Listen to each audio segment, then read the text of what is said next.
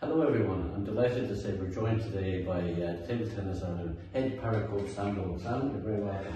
Oh, thanks very much. Sam, can you tell us just a little bit about what you would expect in terms of qualities of people who want to be successful as para table tennis players? Yeah, I think qualities to be a successful para tennis player don't necessarily differ too much from qualities that are needed to be a successful table tennis player in able-bodied as well, or in a lot of different areas in life. To be honest, I think the main thing that sticks out to me when I'm looking for players and looking for potential is kind of who has the determination to practice, who works hard in the practice, who's kind of looking for opportunities to get better. I think these are very, very big things. Like, for example, we have Colin Judge, who's our best player at the moment, who's ranked number 9 in the world. Nobody practices harder than him. Nobody's searching for their practice as much as him.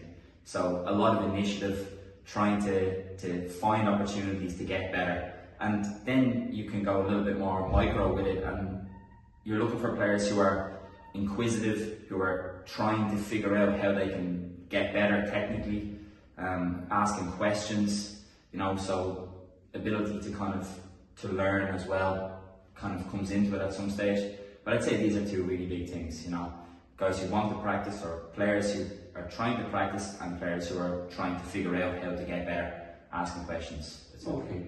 There are two aspects or two sides of your job as far as I see it. One is the coaching and leading the sessions, the squad sessions, and then you have the individual performance at international competition. They seem to be two sides of one coin. How do you manage that?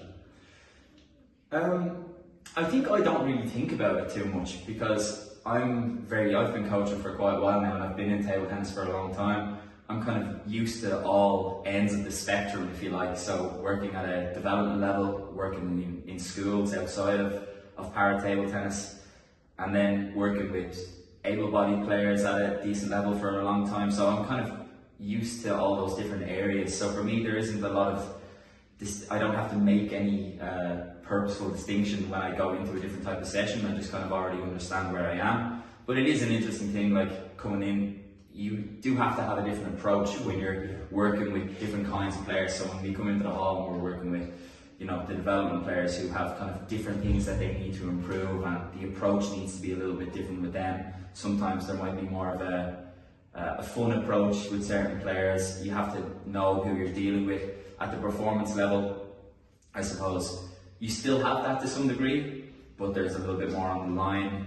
You can I think as a coach, you can be a little bit more, your own personality can shine through a little bit more when you're coaching at that level. But I think when you're at the lower level, or at a development level, I should say, you have to kind of cater a little bit more for the players who are with you.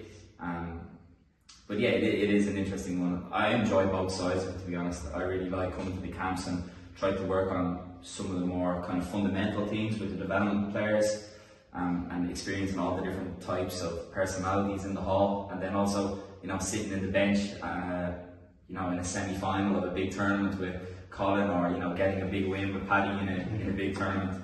They're kind of different kinds of thrills, you know what I mean? And it's everything. It's all enjoyable. But I'd say the way I'm able to manage it is just through experience. I've worked at different levels of the game and played at different levels of the game for a long time.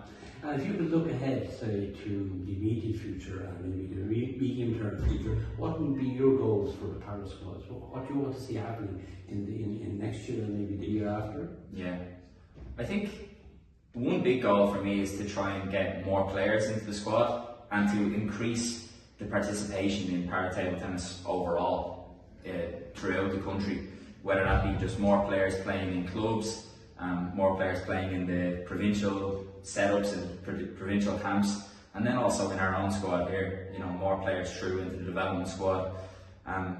That would be the first thing, because we need more players in order to be able to raise the level as well. When you're working with a smaller group, it's much harder to, you can see it yourself in anything. If you have a small group, it's harder to find that one or two who can go right to the top. But if you have a big group, everyone kind of motivates each other, everyone's trying to compete with each other, and you kind of get the best out of everyone a lot more organically than you would if the group is smaller.